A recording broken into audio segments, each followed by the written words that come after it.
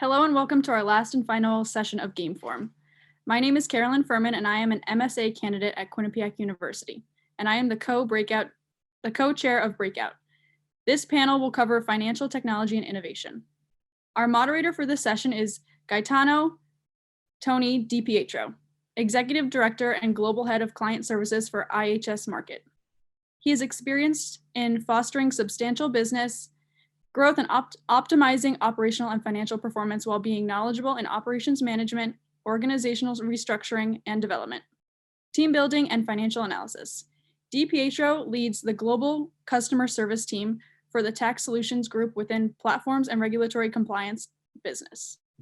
DiPietro graduated with a BS in international business from Quinnipiac University. Please welcome Tony DiPietro. Our first panelist is Stefania Bartolomeo, founder and CEO of Physis Investments.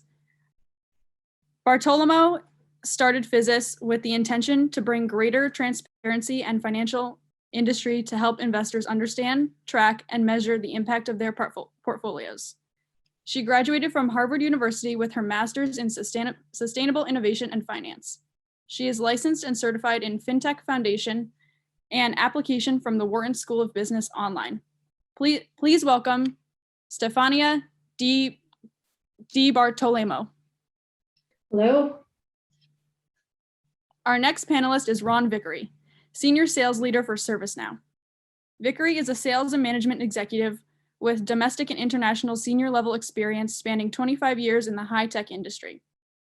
He has exceptional balance of experience, work ethic, leadership, and knowledge of the sales field. As before his position for ServiceNow, he worked with Oracle as a regional vice president of customer experience and service application sales.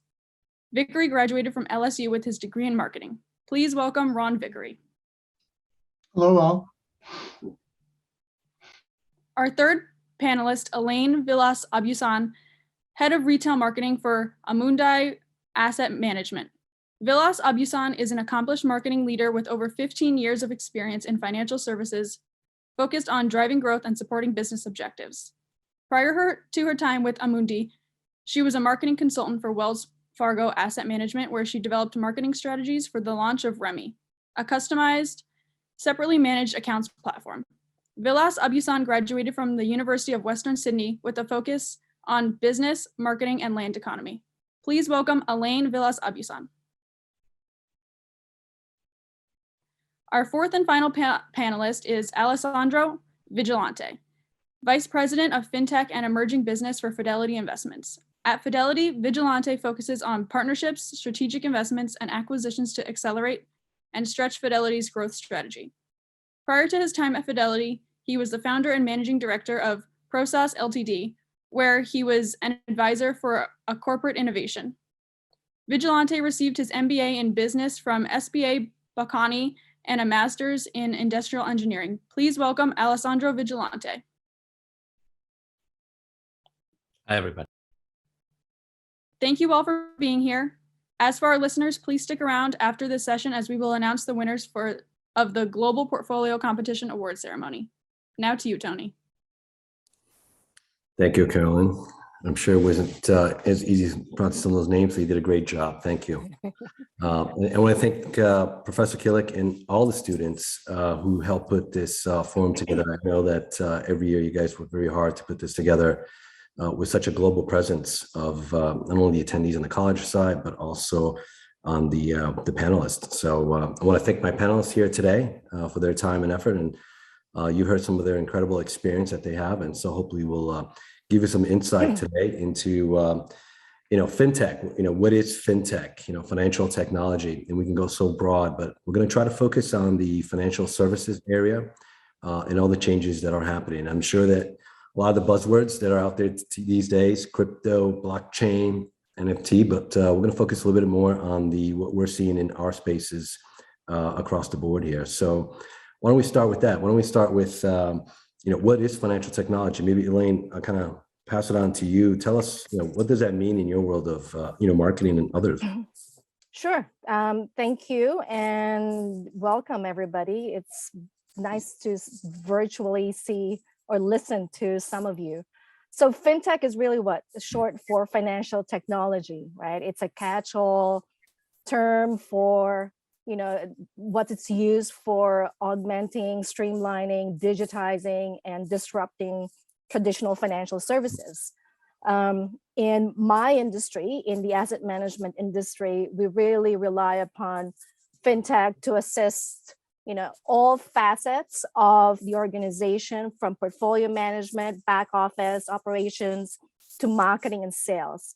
In fact, we've built an actual, what we call a sales stack and a MarTech stack, which allows both marketing and sales teams to truly be efficient in each one of their roles, so that they can be better informed in servicing their clients using CRM tools such as Salesforce or SalesPage, Power BI tools, working with data providers such as Morningstar, for instance.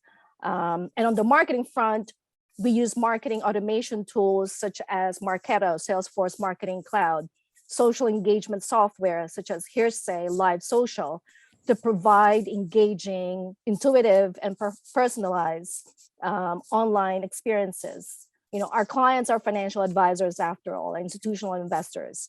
They are digital natives. They are raising the bar for us to make sure that we do provide them that complete online digital experience. So we need to do exactly the same thing. So you're seeing FinTech across many areas of your workflow. It's not just kind of payment processing and so forth, right? So, which is great. That's what we think of FinTech. So maybe Ron, based on what she just said, your company, with your experience with FinTech and, how you work with various financial firms, other firms to provide, financial, workflow, technology, software. Tell us a little bit about what you think FinTech is. Well, and I love what Elena was describing, because it's all the pieces and parts that help bring that experience to life. I kind of gravitate back to the consumer, right? So whether it's a business, an institution, or a consumer, what are they, tackling, struggling with to get great experiences, whether they're doing banking, investment, insurance, whether they're transacting online, all of that. And so when I think of FinTech, you look at all of these different services being provided, and how do we support those? And so our company, obviously, at ServiceNow, we create, if you think of what Elaine just described, you need that connective tissue that moves that work around an organization. And that's really what ServiceNow does. And as I think about this, and I'd love to hear other people's thoughts on it, as I think about it, how do we connect these experiences? You've got these portfolio of offerings across the whole financial spectrum that everybody that's attending this as consumers are trying to interact with, get things done. Businesses are trying to operate that way. How do you create connected experiences across that financial ecosystem? So I think that's something that is fascinating. I'm glad I'm here, with this crowd to talk about it. Great. Stefania, from your side, you're a startup, right? Financial technology. Maybe tell us, how you define FinTech. So I want to say what FinTech defines. FinTech is redefining the future of financial services. Is imagining what consumer expectation is, and then it's trying to solve how to better serve the new consumer expectation. So I can also deep dive into example. I have never wrote a check in my life. I really never did. I can't say the same for me. Nor am right. Okay. But there are still people that do that. And they go to the bank just to withdraw the money.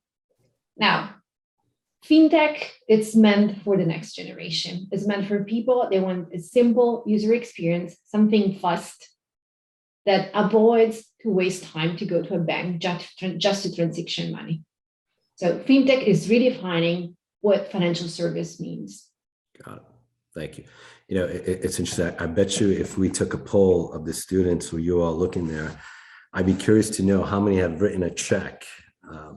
I probably would bet that they probably have sent money via Vimo or PayPal or something than actually written a check. So yeah, I was just looking at a statistic, Tony, and it said 1 out of every 3 people has interacted with at least 2 fintech services, over the past couple of years. And so, I mean, everybody's doing obviously what you just described. Not too many checks. I think I could think of writing 1 maybe in the last year. So.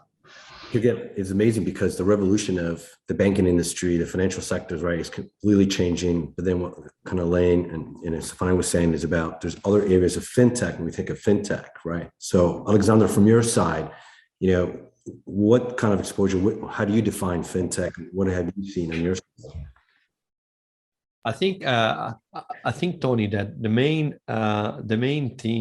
main way that we look at fintech is software companies entering financial services and bringing with them 2 key characteristics. One is the software cost model, so the zero marginal cost of software. You were making the example of Venmo or PayPal.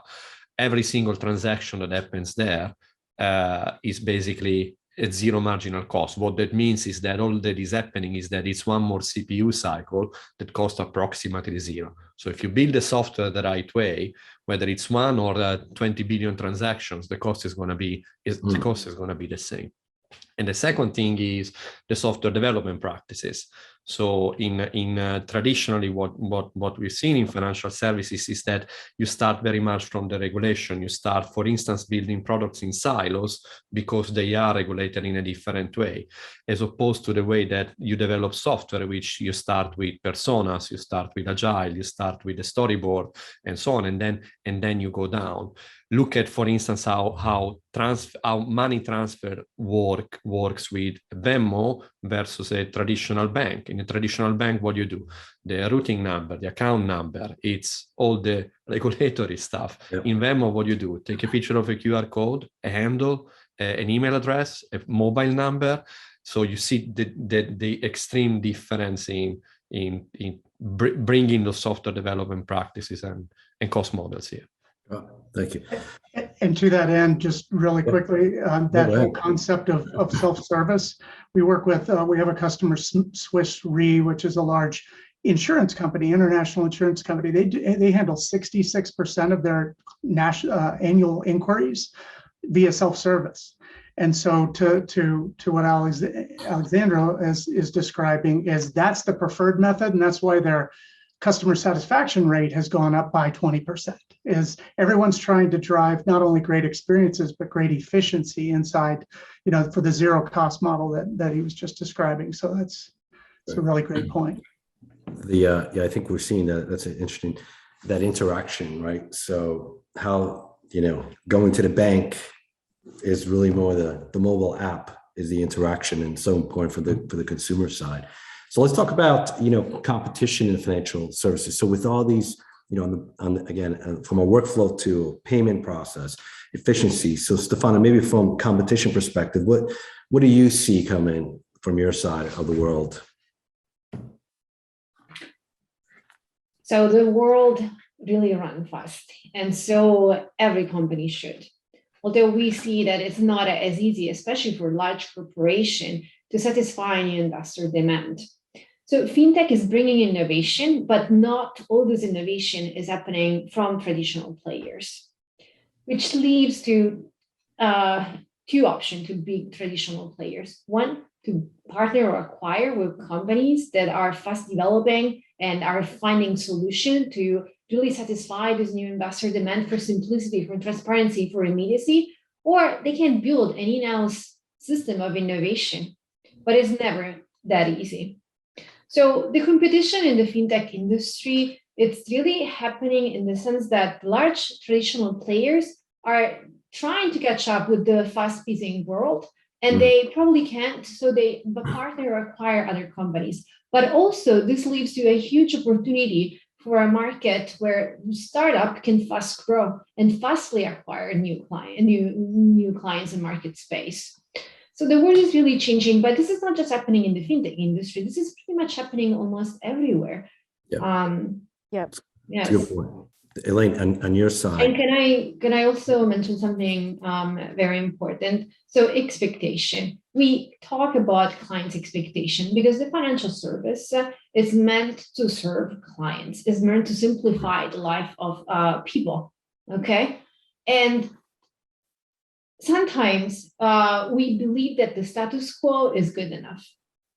And sometimes we believe that the status quo is good enough because that's the way we've been doing things for years. So something is also happening in the financial industry. Competition has age, in the sense that the new solutions are coming from the young generation because they are the one that have a vision of how things should be or should improve because they are not used to the status quo.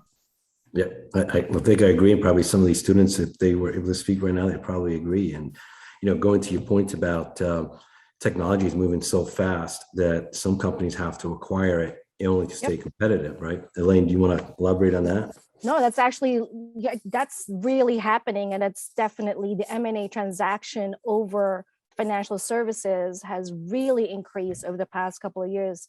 You've seen so much of these multi-billion-dollar transaction so that all these large institutions really can, better innovate themselves and offer that complete goods and services, so to speak. I'm going to use an example, BlackRock, your previous firm.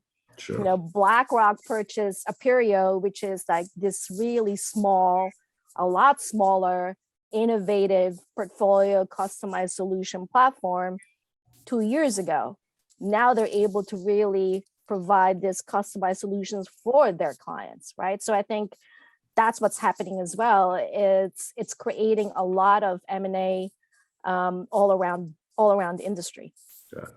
Alexandra, on your side, do you, I think part of your role, you look at different fintech. So do you look at the technology? Do you look at the size of the company? What do you look for in sense of in your industry, where you're seeing sense of buyouts or competition? Who was that for, Tony? Alexandro, sorry. Yeah, I think that a lot of the capabilities, like Elaine was talking about, the direct indexing, for instance, a lot of the customization, a lot of the what I call the autonomous finance is a very interesting area. Again, because it leverages that zero marginal cost of software, but at the same time creates customization that are embedded in the software. To give you an example, a solution that can crawl through your spending pattern and automatically identify what is safe to save every day. If you build the software properly, that is a value-added feature that actually can create differentiation in the solution, and therefore I think it's a much more interesting solution than just a digital lipstick on top of a pig check account, so to say.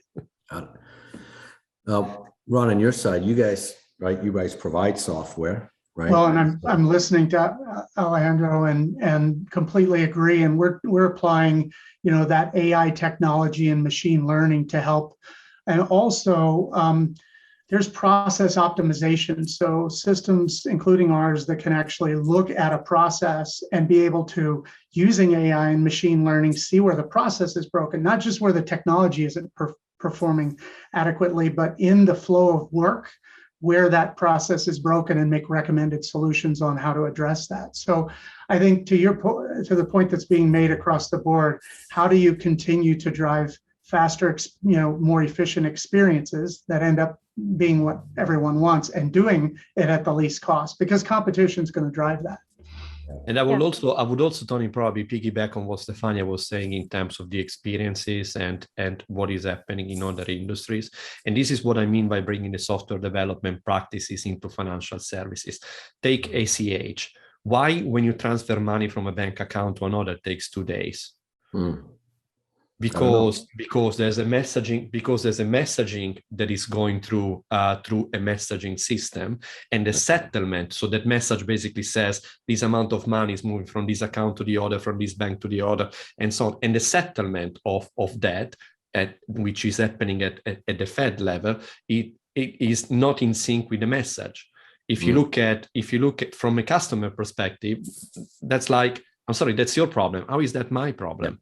Same thing with the checking versus the savings. Why a checking account has 0 interest and the savings account has, well, right now 0.5, hopefully more, and I have limits on the amount of transaction I can make on a savings account?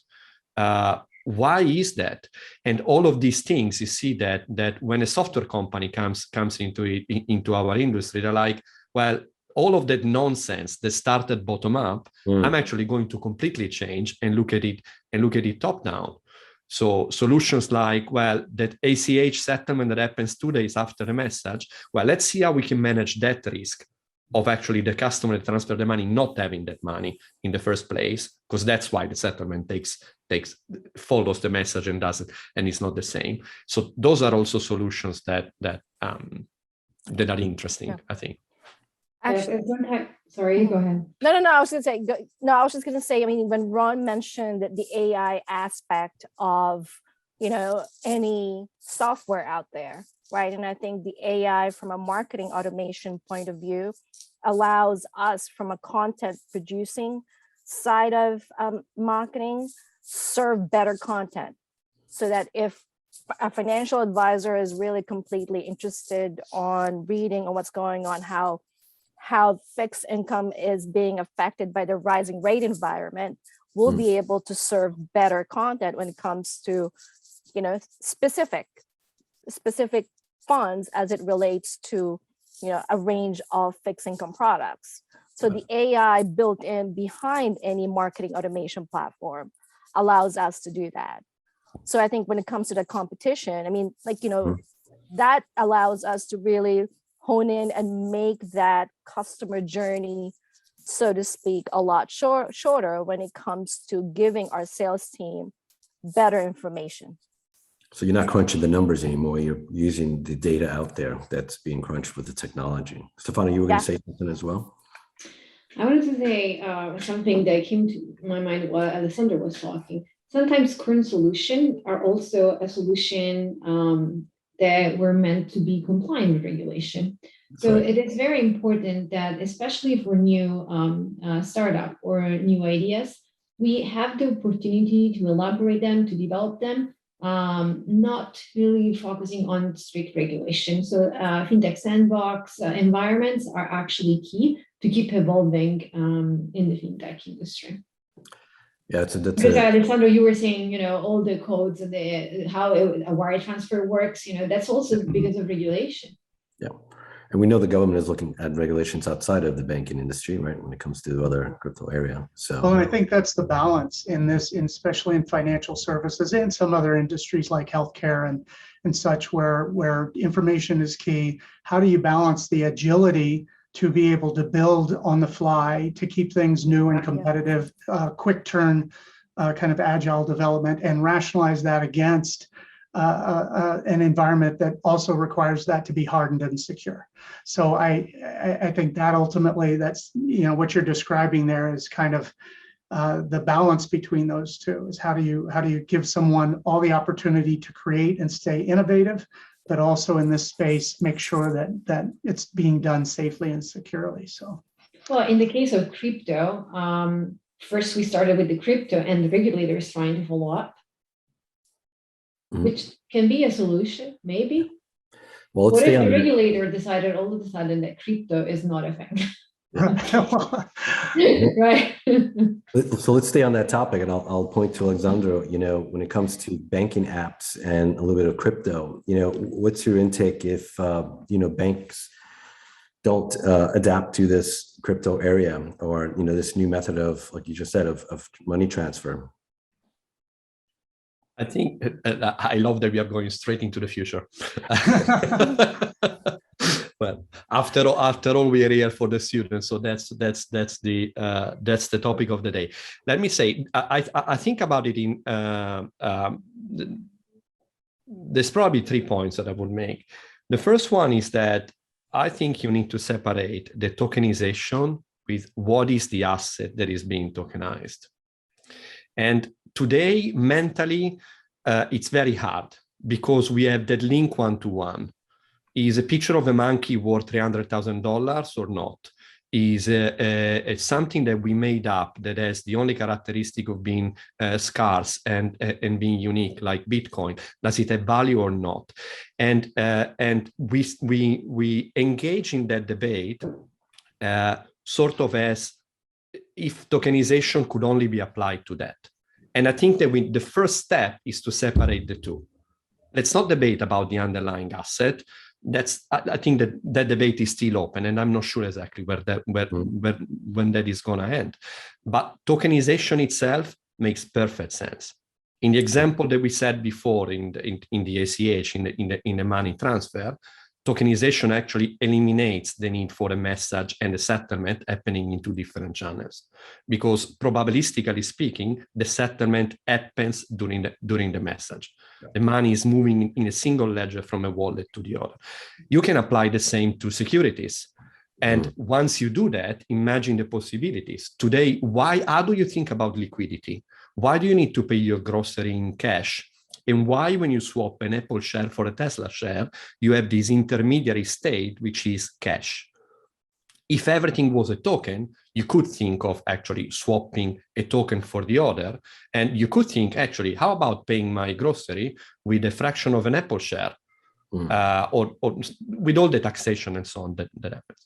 And I think so first point is the separation of tokenization and asset. The second point is tokenization per se, I think does make sense. The third point, I think, is what Stefania was saying before in terms of regulation. And what I mean by that is that I don't believe in the narrative that regulation the regulation should be disregarded, that it's an encumbrance to the development of tokens. I think that the smartest founders are actually looking at how to embrace and advance regulations within the tokenization space. And very, very timely examples are the moment that Russia invaded Ukraine, we stopped the SWIFT system. Mm-hmm. Not having something like that in a blockchain-based money transfer system is not a feature. It won't go far. Got it. The moment that Russia throws a nuclear bomb, we probably want to close the stock exchange in a matter of seconds. Mm-hmm. So having an exchange based on tokens that cannot be closed, again, is not a feature. So market oversight, taxation, investor protection, KYC, AML, how do you block the oligarchs from right. trading? These kind of things. I do not think that tokenization can exist long-term without all of these things. So the point is that on some of the, which is right, you got to separate the value of like the Bitcoins and so forth and the underlying technology, the blockchain, the tokenization. So, Ron, on your side, are you guys looking at the blockchain, the tokenization, again, from a technology perspective and how you leverage that outside of just the payment systems and other workflows and so forth? Well, we work with all sorts of organizations that are involved in this. I don't think that I could put it any better than Allesandro just did. I think the obvious concern, other than the asset side of things, is just the impact in the market. So separate from our company, the impact in the market that can be swayed without proper controls in that space. So I think that's what we're talking about here. Properly managed. I think the technology is unquestionably, a smart move in so many different ways. With proper governance, to make sure that it alone cannot, crater a market, if you will, to the point that was being made. I think we're seeing that, right? So I won't mention any names, but like in the broker-dealer world of the crypto trading, there's the big players who are following the kind of governance and inside and trying to regulate that. And then there's still and I'm sure many of the students here probably can tell me 10, 20 platforms where they're trading crypto, which kind of would be like, I'm not really sure what that is. And that's the non-regulated area and how the two are starting to merge. So, one of the other questions that we have is, what is the big impact of FinTech, right? So, I'm going to go back to you, Ron, right? So when you think of FinTech, where do you see the biggest impact happening across the spectrum, not only financial services, but others that you're seeing with technology? Well, obviously, I think in this area of security and risk exposure, vulnerability response. So our company does a lot of work in that area. And so as these things happen and they're compromised from a security perspective, our company that puts systems in place to address those types of things. I think something that's more interesting to me, and we've kind of touched on it here, is the connection between organizations as FinTech organizations need to remain more competitive in the space. They need to drive efficiency. And so one of the pieces is how do organizations break down these silos that I think were mentioned here in the discussion, both the interdepartment and inter-organizational silos. So you're connecting organizations, platforms, et cetera. So you're not bolting them together. You're creating a streamlined, connected experience. And so I have a customer that we work with that has a platform and for financial services products. They work with 10 of the top 20 banks here in the United States. And their platform they offer as a managed service. So what they've done is they're looking at how do we extend that out into the bank so that on a single platform, our offering is extended so that it's not bolted together. It's not cumbersome in terms of speed of processing. And then how do you then take that and extend that out to the user base to create these self-service experiences that we've been talking about? And so if you think about, you've got this company, and then you maybe have a Wells Fargo, and then you have their consumer, both B2B and B2C on the other end. How do you create this web of connected experiences so that runs more efficiently and effectively? And so that's what we're seeing across the board is organizations trying to create these spokes and extend their capabilities in a managed services way to be able to deliver that connected experience. So I think that's a huge adaptation we're seeing across all of the space. It's funny. No, I was going to say, funny thing, Ron, we're actually trying to do that just internally, right? using different, providers, technology providers, so that we can completely glean on our customers in general, so that we can provide that ongoing experience, connecting both your CRM to your web portal, through your sales enablement tool, to your actual Power BI, so that you get to fully see the life cycle of a customer journey, right? From the moment a salesperson calls on to a financial advisor, to a meeting that's taking place, to a ticket that's being dropped, to the ongoing servicing that my team's doing from a marketing point of view, to the social engagement. So the connectivity that all these technology tools allows us to glean on, I think it's really important. So it's not just payments, right? So here we go again with the financial technology. There's so many layers, right? Well, right. And I think these organizations, as they do this, Tony, and I think we'd all agree they're also looking to expand their portfolio of offerings. So they know that it costs three times more to go get a new client than keep an existing one. And so how do you leverage bringing from a single source multiple product offerings to an organization? And again, that creates more of that need for connection, because all of those aren't sourced from the same bucket in a lot of cases. So you have to create that web of connected services. Maybe I'll take some of my experience with where I see the most impact in financial services, what's happened in the last 5 years and what's continuing to happen. I think about my days when I was doing accounting, right? And I'm using some little known software. And now, from an accounting perspective, that data is all just coming in, right? All we're doing is exception processing. We were reconciling the data, to give an example. One of the other things that, we do from a software perspective, again, just showing another perspective of FinTech is, back in the old days, somebody used to fill out a W-9 for the IRS when you either got a job or you fill out your tax return.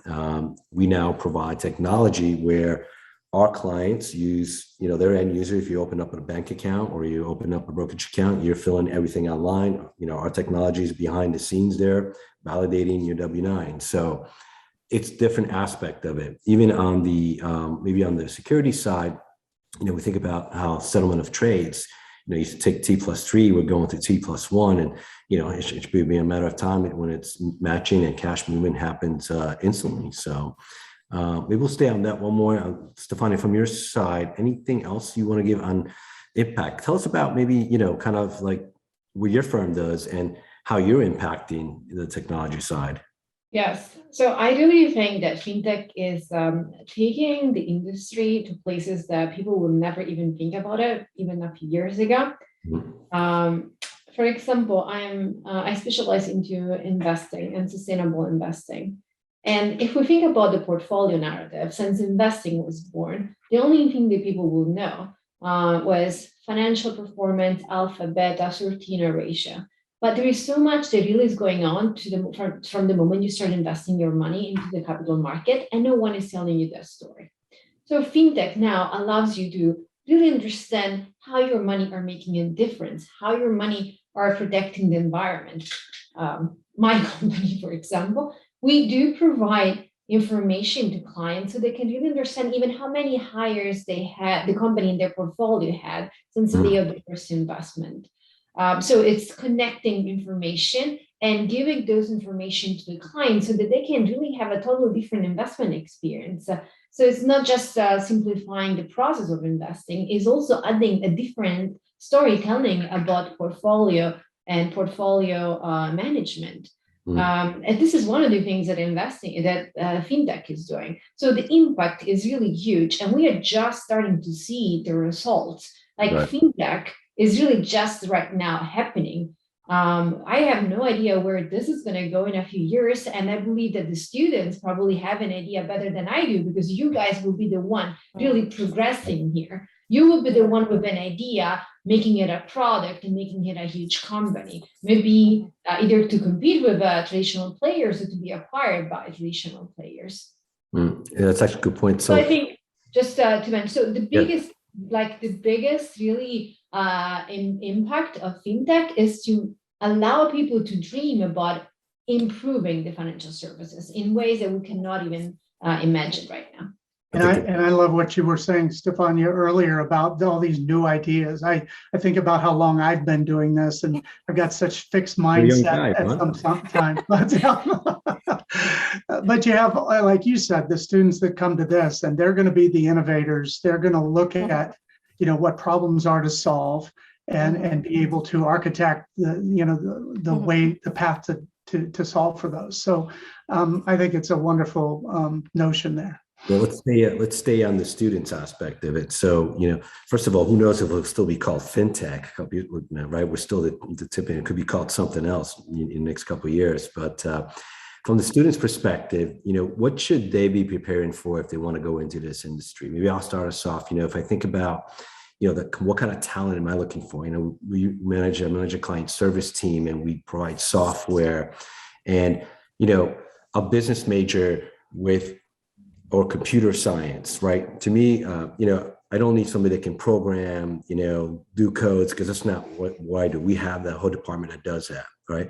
But if I had to say from my side, it would be someone with business picture and a minor in computer science, because I think what's important today, from my eyes, from a talent perspective for students, is can you talk the language of technology? As simple as, I'm a hosted software, the database. Again, you don't have to program, but knowing the lingo, and I think a lot of them probably know more lingo than I do already, but that's one of the things that we look for, can they talk about technology? Can they understand the underlining underneath of it? How it, again, you don't have to program it, but do they know how databases touch? Do they know with a hosted site and so forth? So that's from my perspective.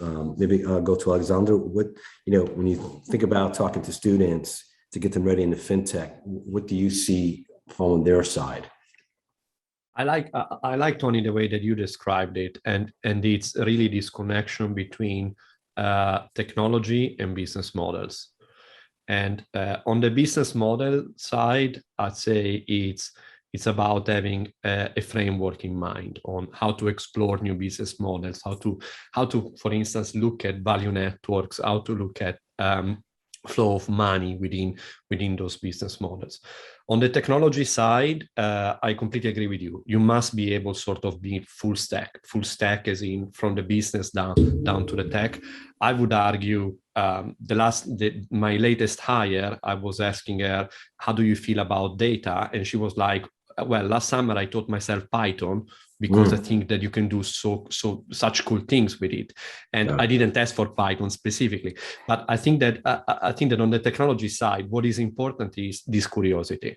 A few years ago was everything about JSON now or SOAP now, then it became AI. Right now is the blockchain. Who knows what's going to be in 5-10 years? So it's very hard to, I built a startup based on WAP, a standard that none of the students probably know. It's HTML for dumb fonts. But that curiosity is what really, and the ability to actually dive into those things and learn and learn it. I think it's something that you need to cultivate, especially because we are living longer, and believe me, the blockchain will be surpassed by I don't know how many things before you guys retire. So, Elaine, what about your side, or Elaine, on your side, on the marketing side? Again, you don't need a programmer, but what kind of talent do you look for? No, I think it's, Allesandro actually really touched on very well. Especially on the asset management side, right? I think I've seen so many people, so many of my colleagues from various backgrounds, right? You don't necessarily have your traditional trajectory of, having an actual finance, economics, business major to apply yourself in any facets of asset management in general. I've had colleagues from portfolio managers that have had physics, chemical engineering, background to be able to really create this amazing portfolio and perform well in this market. So, and especially for me, traditionally from your sales and marketing background, you see a lot more from your, the arts, your traditional business side of things, but having that curiosity, no matter what it is, and really applying yourself is what's going to get you. And really, that's what's going to get you throughout your career in general. Got it. Stefania, your side, what for your students, when you think of them entering FinTech, what are the areas you look for? So you have to understand that, you students have to understand that once you get into the job market, everything that you think you know as a background might not even be of value. Because the most important things you really have learned in school is how to think. Like your critical thinking is the number one skill that will really help you drive into your career. And as you apply thinking to problem solving and networking, like managing other people, working with other people, that's will define your success. So curiosity is necessary because, as we said before, the world is running so fast that if you don't run at least faster as the world, you will be left behind. And this means you got to keep learning. Like I personally keep studying. Like during the weekend or when I'm done working, I keep reading and studying because the world is moving so fast and I want to, keep the peace. Something also very important, soft skills.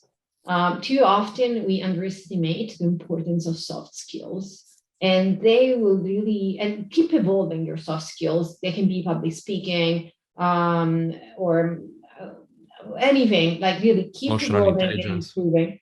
Sorry? Emotional intelligence. Yeah. Oh yes, absolutely. Emotional intelligence. Absolutely. Be empathic. Got it. So again, it's, FinTech is so wide spectrum. You don't need to be a programmer to go into financial technology. Right, Ron, what about your side? What kind of talent do you guys look for? What do you recommend to students, as they're looking at financial services?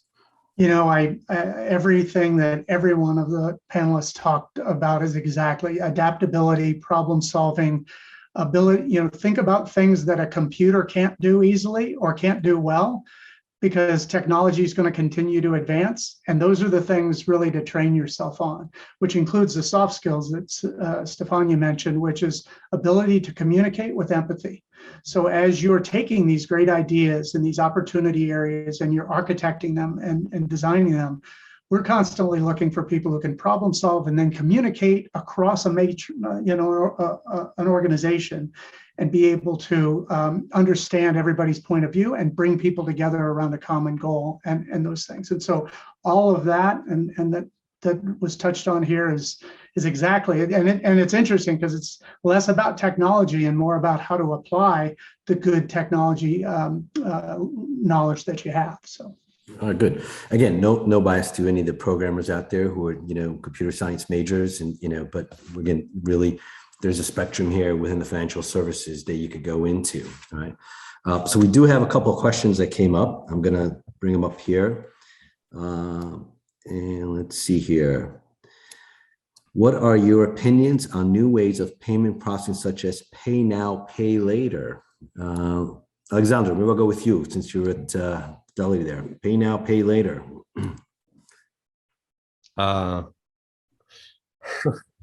I have, let me say, I have two sides of this coin. The good thing about buy now, pay later is that it's a solution to bring credit where the customer at the point of usage, at the point of need. So if you think of job to be done, if you think of all of those frameworks, the personas and so on, I think it really solves for that. I would argue, however, that the way it's being pitched is in when you are at Best Buy and you're buying that 72 inches TV and now you can actually buy it with BNP with buy now pay with Affirm or other solutions at the counter. I think that the key question that you should ask yourself is, do you actually need the 72 inches TV? Mm-hmm.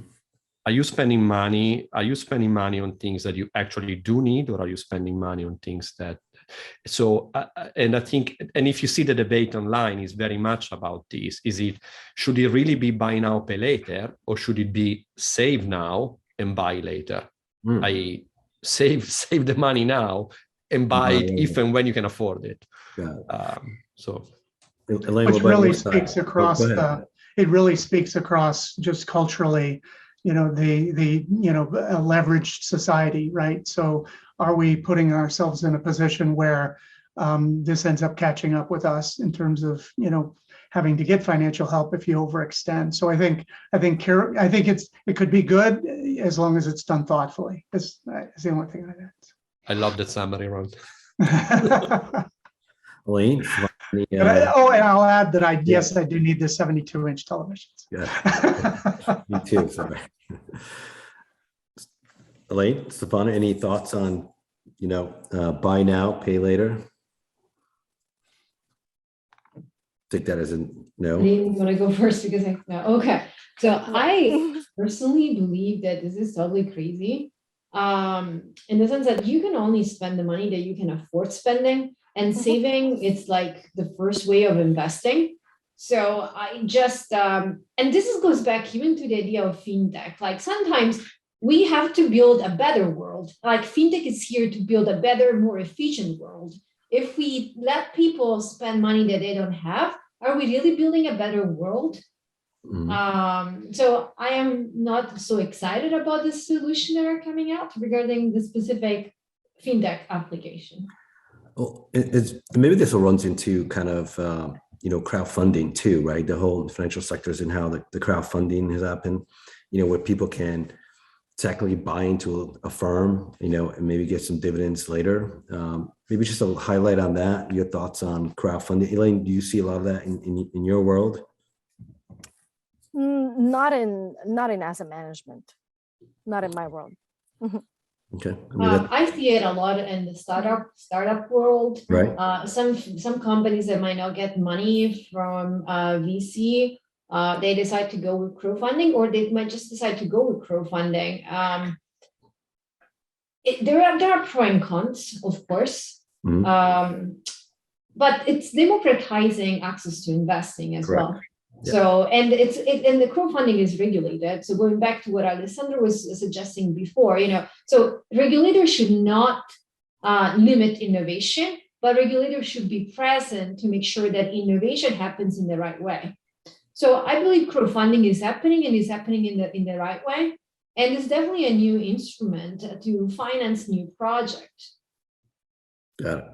Yeah, that's it. To me, that's a disruptive technology regulation, right? Because crowdfunding, that came out kind of 3 or 4 years ago, and the SEC kind of did some changes there as well. So, and crowdfunding is also maybe being used not just to invest in companies, but also to invest in projects, community projects, charities. for the good. That's right. All right, we have one. Tony, maybe just to touch on crowdfunding. I think that this also applies to, say, to crypto and to other assets. I think that the solution that has been applied in the past is that if you're not sophisticated enough, I will not give you access to this kind of risky investments, as opposed to educating users. So we sort of put ourselves in a position of lecturing what you can and what you cannot do, as opposed to actually, how about educating you and you can make an informed decision. So rather than treating you as teacher student, how about we treat each other as grown-ups? And I think that we are not there yet, but that would be a path forward, I believe. Okay. All right, we have another question here. Ron, I'm going to point this one to you right away here. For sales side of FinTech, what are the top hard skills that are most pertaining to being successful in the industry outside the soft skills that are most important? And the soft skills are not as important. What are the hard skills? Soft skills are priority 1, 2, and 3 a lot of times. The hard skills are certainly understanding and being an expert in your space, right? So understanding not only what you have, but how it applies to solve problems. So again, back to this idea of I've got a product or a service. It's only valuable to anybody if I'm applying that to solve, to help, right? To provide help. And so being able to take what you have and learn, as we've been talking about here, to apply that to a challenge that a customer may have. And that's at any level. And so in the FinTech space, all of what we've been talking about today, how do you align that to help, businesses, consumers, et cetera, to solve their challenges? And so I think application is key. And then obviously, discipline and a strong work ethic are hugely important. So, yeah. Elaine, what about, I know you, again, not sales, but you marketing sales, right? So yeah, no, I think it's skills? Hard skills. I think, those skills that you get from an on-job training, right? The ability to really, if you're selling, you need to present well. You need to be able to demonstrate how you're going to be selling those specific products. So understanding the functionality of, a product itself or a service, I think those are true hard skills that you need to be able to adapt quickly in your role. So kind of being a subject matter expert in that specific product or area, it sounds like. Yeah. Mm-hmm. Okay. Any thoughts from Allesandro or Stefania? And I know, again, but you really need to know the pain points of your clients. Like you need to know well your product, but you also need to know what are the pain points of the people you're trying to sell to. Like go and talk to them, not about how great your solution is, but how great your solution can help them succeed or simplify their life. Got it. So walk your shoes of your clients. 100% what Stefania said. Yeah.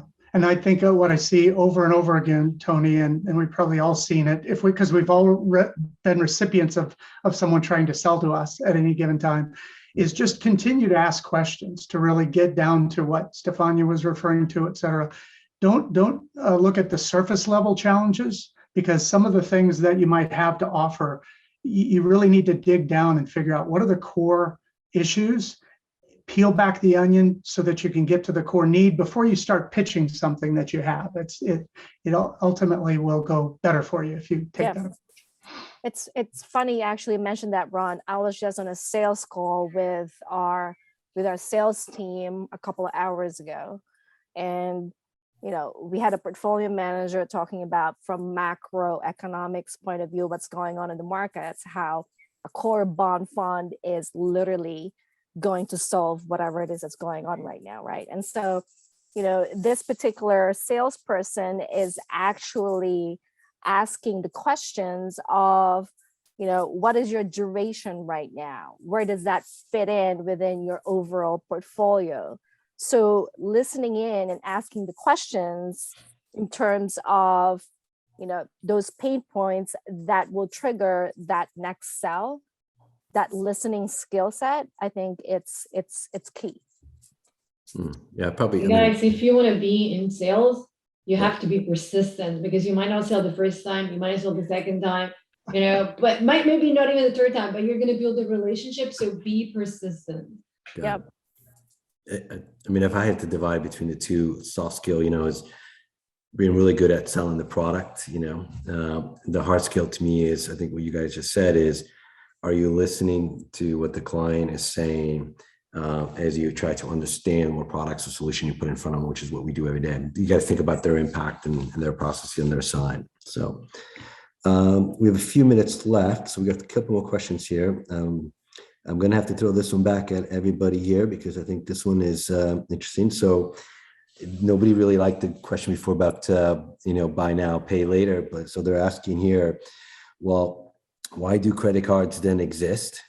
Aren't they the same thing, if not much worse for consumers than buy now, pay later? So what's the difference between the two? And maybe there isn't. Anybody wants to go first? I'll Happy to give it a go if you want. go for it, Alexandro. I would go back to first principles and a basic business model. Basic business model of a bank or of Aave, if you are into crypto, is that somebody is lending money and being rewarded for that, say 0.5% or 5% in the case of crypto, and somebody else is borrowing that same money for, say, 15, 18, 25% interest on that money. So this gap is the margin that the bank makes or that Aave makes. Now, which side of the trade you want to be?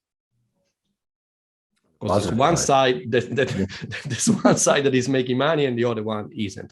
So is buy now, pay later better? Well, buy now, pay later introduces a new flow, which is the merchant itself is partly subsidizing those interests. Mm-hmm. So does it give you an impression that it's better because you're paying less interest? Yes, because part of it is being subsidized by that merchant that essentially is assuming that without buy now, pay later, you wouldn't have bought that 72 inches TV that we need. Right. So there's always a cost somewhere. There's always a cost somewhere. Exactly, Ron. And this is why I go back. Understand how the financial system works, and then decide which side you want to be. It's interesting because I'll bring this into a different perspective of the buy now, pay later. If I think about, this is actually a friend of mine started a firm literally about a month ago. He announced it, and they're launching software for buy now, pay later in the restaurateur business. So if you think about the restaurateurs, right, they're buying from their food vendors and others. And so they're bringing together the financial technology to allow maybe 20 restaurants to come together, have that buying power to buy from those vendors and then pay later, right, to help with their kind of cash flow progression. So I think if I was to say, I'm a devil's advocate, what is good about buy now, pay later is a firm like that that's putting out value add for the merchant side, the vendor side, and so forth, and from a cash flow perspective. I think I can see as a credit card, allowing you to continue your business forward. So, and all these things, Tony, I think they're ultimately tools, which when used in the right way can be good, just like any tool, right? So I think responsible consumerism you know, responsible use of these, absolutely great tools. It's just something you have to make sure to use responsibly. And I'll kind of note on there about, you know, think about all the opportunities for students, you know, whether you're on the programming side, creating that technology, whether you're on the sales side, going to sell to those vendors, whether you're on the accounting side, doing all the reconciliation and so forth. So again, FinTech and many of the areas there. We're over our time, but maybe we'll finish off with the last question here, and I'll go around. What are tech companies looking for when deciding to merge? So again, kind of to our beginning about technology. So maybe Stefania, from your side, you know, what's the technology companies look for when deciding to merge? Well, either something that they cannot develop in-house, and then they can help them either be more efficient or acquire more customer base. Or maybe they're just trying to avoid that someone might grow too fast, too big. And so I would say those are the two main reasons.